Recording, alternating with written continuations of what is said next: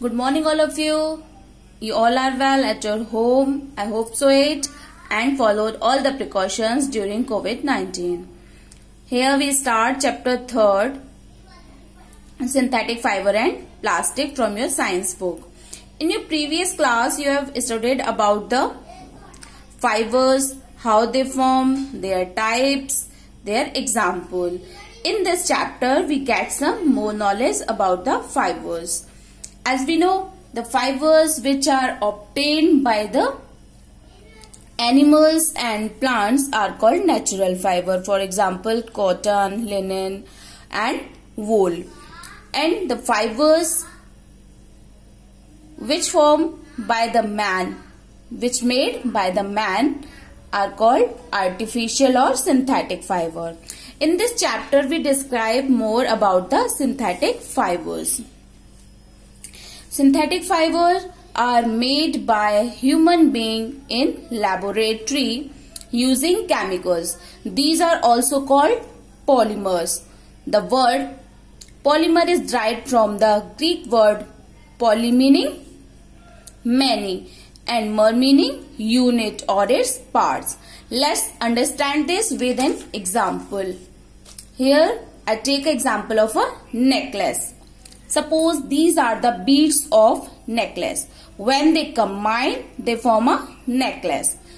Just the same, these are supposed to be monomer units, and when they combine, they form a polymer. For example, glucose is a monomer unit of cellulose. When molecules of glucose combine, they form cellulose. Cellulose is a polymer which form cotton, that is a natural fiber. And second is ethene. Ethene is a monomer unit of polythene. Polythene is a polymer with most common artificial fiber.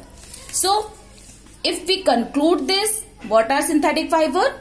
Synthetic fibers are the fiber which made by the polymers in laboratory using some chemicals.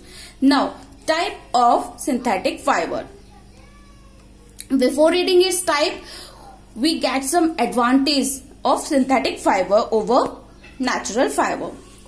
Natural fiber obtained from plants and animals involve a lot of time for cultivation, patience for production, and even a lot of ethical concern about saving of animals and killing of silk cocoon.